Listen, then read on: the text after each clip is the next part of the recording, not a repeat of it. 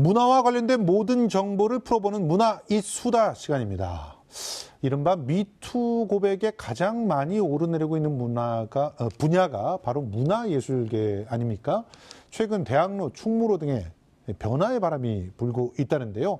이 이야기 김원식 평론가와 함께 해보겠습니다. 안녕하세요. 네, 안녕하십니까. 예, 사실은 미투 운동 벌어지고 있는데 이게 참 어떻게 보면 엄청난 혁명이에요. 그렇습니다. 예, 우리 지형을 완전히 바꿔줄 수 있는 그런 혁명 아니겠어요?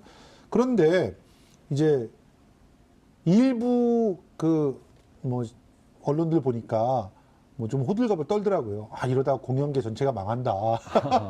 지금 보면은 공연이 엎어지고 수연자 컴퍼니는 문을 닫았죠? 네, 그래서 닫는 경우도 있고요. 작품을 올리지 않는 경우도 있고 여러 가지 사항들이 이제 벌어지고 있는데요. 무엇보다도 이제 올리기로 한 작품들을 안 올리는 그런 사례들이 일어나고 있죠. 그래서 윤호진 감독 같은 경우에는 이런 웬즈데이라고 하는 작품을 올리기로 했었는데 더 이상 진행할 수 없다고 이렇게 밝혔어요. 이유는 뭐냐면 무엇보다도 웬즈데이가 이 위안부 할머니들 그 진실을 알리기 위해서 싸우는 분들의 이야기예요. 근데 윤호진 감독이 성추행 미투 원조 가해자죠. 이야기를 다루면서 미투의 가해자로 지목된 사람이 연출을 한다. 이게 자격이 없는 거죠. 그렇죠. 그런 면에서 더 이상 제작사 측에서도 하지 못하겠다 이렇게 밝혔고요.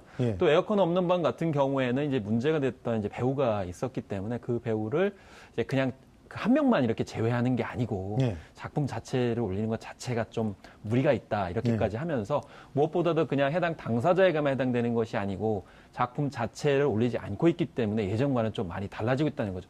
예전 같은 경우는 문제인 인물만 이렇게 제외시키는 경우가 있었습니다. 그리고 실제로 방송 같은 경우도 지금 보면 드라마다 예능이다 그러면 그 문제 인물만 잠시 이제 이렇게 배제하는 경우가 있는데 이 문화예술계에서는 아예 작품 자체를 올리지 않은 측면이 있어서 약간 좀 그런 면에서는 진일보하고 있지 않나 그런 생각도 듭니다. 아니 근데 그렇게 제작사나 극단에서 할 수밖에 없는 이유가 관객들이 정말 이번에 진짜 관객들을 보면서 한국의 연극 관객들은 굉장히 선진적이다 이런 생각이 들었어요. 나서서 위두유 시위를 벌이면서 문제가 되는 그런 극단이나 혹은 문제가 된 배우가 출연하는 연극을 보이콧하는 운동을 벌였잖아요. 네. 그래서 무엇보다 단체 관람을 예정으로 했던 작품들 같은 경우에도 이렇게 보지 않겠다 이렇게 얘기를 하고 있기 때문에 그런 면에서 진일보하고 있다고 볼 수가 있는데요. 그래서 이제 대표적으로 명성황후를 이제 들을 수가 있습니다. 명성황후 하면 워낙 이제 성공을 많이 했기 때문에 이제는 반드시 봐야 될 것 같은 느낌이 이제 들기도 하고 또 최근엔 배우들을 많이 이렇게 또 교체하면서 새롭게 시도를 했는데 이게 윤호진 감독의 작품이거든요. 그렇기 때문에 이 단체 관람을 취소한 YWCA 이야기가 있었습니다. 그런 면에서 굉장히 그 동안의 소극적인 행태에서 벗어나서 이 관객들의 주권을 찾는 그런 모범적인 사례로 일 수밖에 없겠다는 생각이 듭니다. 더군다나 YWCA라면은 예정보다는 위상이 좀 떨어졌다고 해도 한국 여성운동의 본산이잖아요. 본산이고 시초이고 그동안에 많은 일들을 했었고 주도하는데 그런 면에서 이제 이번에 그 전통을 살리는 어떤 그런 측면에서 적극적으로 나선 측면도 있다고 생각이 됩니다. 그렇습니다. 문화예술계 거장으로 불리던 이들의 추락도 막을 수가 없지 않습니까? 학계라든가 또 기타 문화예술계의 단체들, 조직들 또 정부기관 이런 데에서 가해 당사자로 지목된 사람들의 후속 조치를 다양하게 하고 있잖아요. 좀 정리를 해주시죠. 그래서 대체적으로 생각을 해보게 되면은 이런 거죠. 고은 시인 같은 경우에는 이렇게 그동안에 쌓였던 것들이 이제 많이 폭발을 했었는데 그런 면에서 서울시 같은 경우에도 그런 이제 어떤 시인의 공간을 시인의 방을 이제 만들었는데 그걸 없애겠다 이렇게 얘기를 했었고 또 관련 이제 조직위원장도 있었지 않습니까? 이제 그런 것 같은 경우도 하지 않겠다 이렇게 바뀌고 또 무엇보다도 이제 교과서에 실린 작품 자체를 이제 제외를 하겠다 이렇게 밝혔고요. 또 김기덕 감독 같은 경우도 워낙 이제 문제가 많이 있던 거로 지금 밝혀져서 영화 개봉뿐만이 아니고 해외 이제 진출까지도 이제 가로막히는 그런 상황이고 또 교과서에 언급된 부분도 있어요. 이제 그런 부분들 같은 경우도 제외시키겠다 이렇게 이제 밝히고 있기 때문에 그러면서 앞으로 이제 계속 이런 점들이 좀 부각이 되지 않을까 싶습니다. 아니 이 사람들의 작품은 빠지고 있는데 친일파들의 작품은 왜 안 빠지고 있을까요?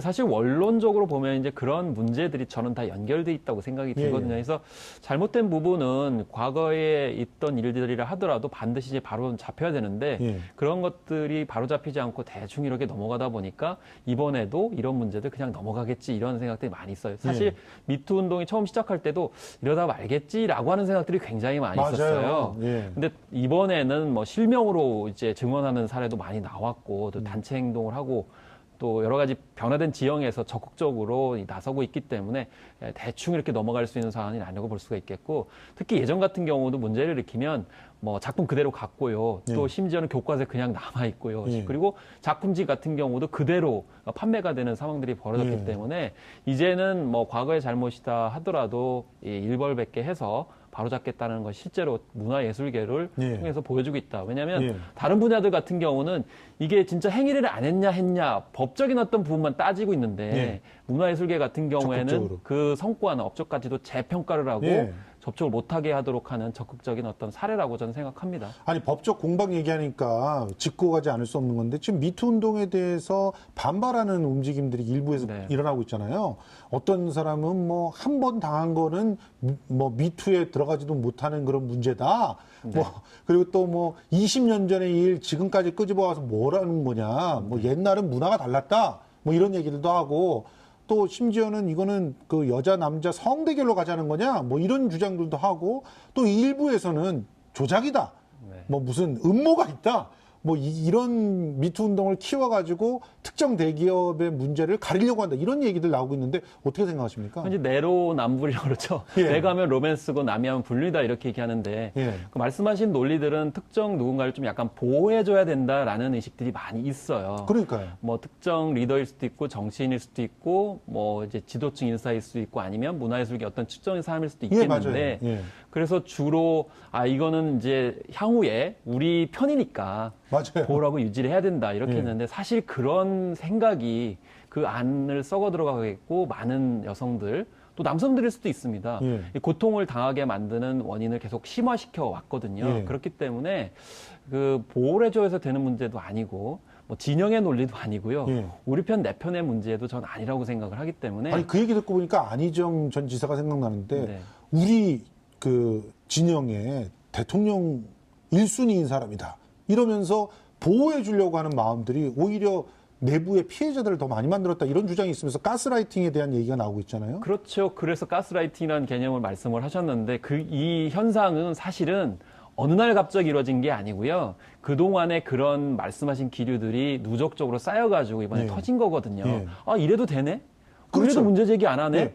명분만 있으면 되네? 대충 문제되네? 또 오히려 주변 사람들이 방어를 해주네? 이렇게 돼가고 사실 연희당 거리패 같은 경우에도 보면 그 대표가 너 하나만 조용히 하면 문제가 없는데 라고 하면서 조직보호 논리를 많이 내세웠고 사실 그게 어느 날 갑자기가 아니고 계속 누적적으로 쌓여왔던 것이고요. 특히 무엇보다도 문화예술계 같은 경우도 뭐 조재현 씨 사례가 있어서 그 단체 자체를 없앤다 이렇게 얘기했는데 너무 한 사람의 이게 좌지우지 되는 게 너무 많아요.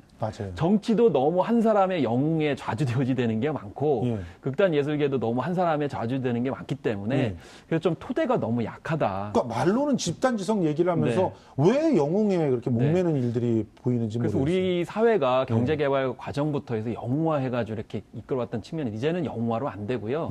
집단 수기. 그러니까 왜 의사결정을 하는데 집단적 회의해가지고 결정을 해야지.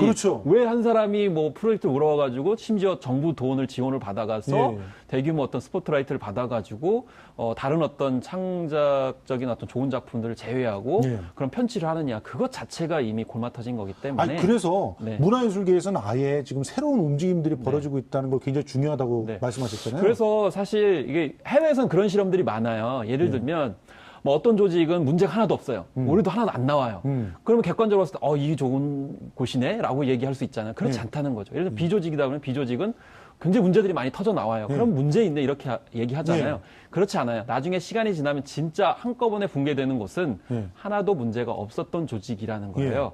오히려 문제가 드러나는 것은 수평적 의사구조이기 때문에 예. 그때 문제가 생길 때마다 제기되는 거죠. 아하. 그래서 지금 현재도 보면은 왜 뭐 이쪽에 문제가 많이 있군요. 저는 건강한 과정이라고 생각합니다. 그러니까 연극계가 오히려 건강하다. 골마 터져야만이 새로운 살이 나올 수 있는 것이기 때문에 그래서 최근에 왜 성범죄가 많냐? 아니요. 옛날엔 더 많았고요. 다른 나라에도 더 많아요. 그런데 우리나라가 지금 수평적인 민주국가이기 때문에 이게 터져 나오는 것이어서 그렇죠. 더 많이 터져 나오고 이제 그 바로잡을 건 바로잡고 여기에 다시 토대를 구축하는 것. 그러니까 지금의 과거의 문제를 드러내는 게 중요한 게 아니고 앞으로 어떻게 할 거냐. 미투 운동 참여한 여성들 어떻게 보호할 거냐. 그리고 창작자들 어떻게 기회를 공정하게 보장할 거냐.